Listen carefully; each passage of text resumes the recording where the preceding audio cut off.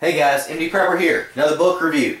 This time on Cody Lundin's When All Hell Breaks Loose. Stuff you need to survive when disaster strikes. Now, let me go ahead and say up front that despite my differences in philosophy with Cody Lundin about your oneness with nature and all of that, I do tend to prefer Dave Canterbury on that one. Nature's out to kill and eat you. Nature's not your friend. Pretty, but not necessarily pleasant all the time. I have to say I like this book a lot. I have not read it cover to cover, but I have read 95 to 98% of this book, reading sections at a time, and I have to say it's tremendous. It's a little tremendously big for carrying around out in the field, but for a home guide kit, it's great. Now, could you use this in a pinch? Absolutely. We're going to talk about how useful this thing is for short-term lookup of information, but you know, I want to have read this first before I have to go implementing it in a stressful situation.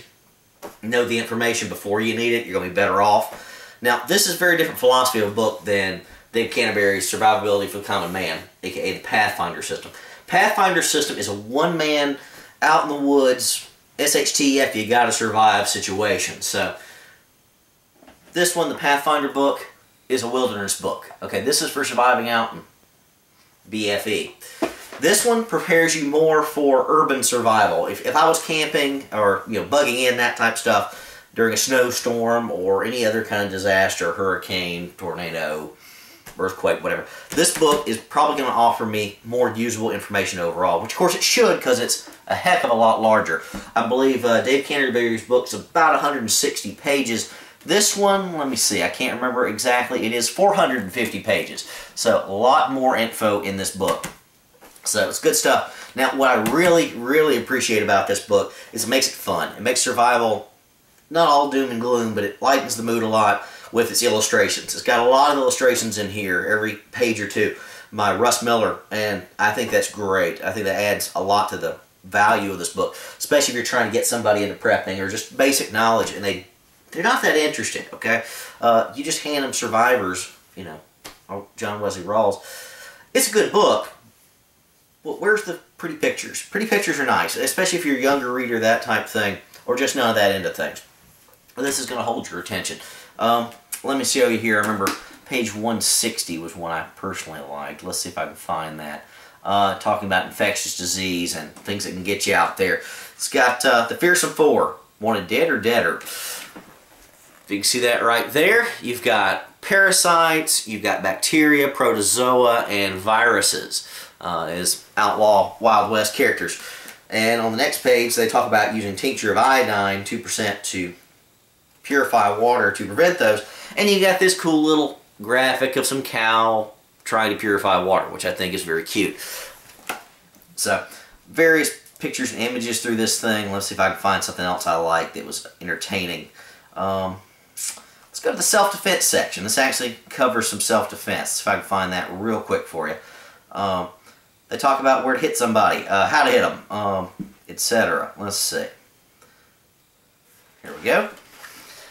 It's nice comic book style images to keep your attention. Now, in addition, it's got some smaller color sections here in the middle part. My personal favorite, coming up here on C13, is images of a mouse kebab. Fried mouse over greens. There you go. Mouse on a stick, locust on a stick, etc. Maybe not the most appetizing, but at least he talks about it, okay? This book talks about just about everything in pretty darn good detail.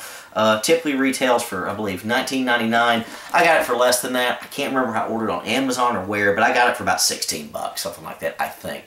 Nice cover, nice well-made book.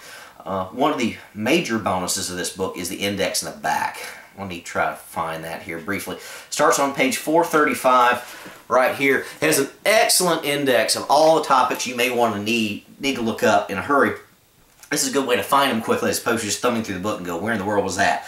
If you want to look up baby powder, it's on page 269 for uses. If you want to look up, let's see, airways, 51. Aesop's Fables, 21. Adrenaline, 46. ATVs, page 402. Blackwater, 337. Bicycles, 403. Betadine, 165 to 166. British thermal units, just on and on and on and on and on. Candles, you know, every place they're mentioned in the book, various styles. It's easily accessible. This is a great book. I'd say this is probably the most accessible survival prepping book that I have read for just your common average reader. So I highly recommend this thing. Cody Lundin's When All Hell Breaks Loose. If you don't have it, you need it. Even if you think you know everything there is to know, that's fine. Maybe you do. Maybe you have everything in this book memorized. Maybe you got all the skills. That doesn't mean everybody else around you does. So, if they don't have it, get this for them. Have it around. Pique their interest. If you're sitting around in a snowstorm, you know, all huddled up and nothing to do, power's out, you know what? I might want to read up on some other skills, just in case I've forgotten something, because in a stressful situation, you're going to forget things, okay? Again, would I carry this in my pack? Probably not. Would I carry it in my car in an SHTF bug-out situation? Absolutely. Would I keep it in the house? Yes, it's a must. Cody Lundin's When All Hell Breaks Loose, about 20 bucks, definitely worth picking up for you or for anyone else you care about, especially if you're in an urban environment. A lot of stuff about urban, you know, inside the house use, you know, makeshift type stuff. Anyway, MD Prepper, out.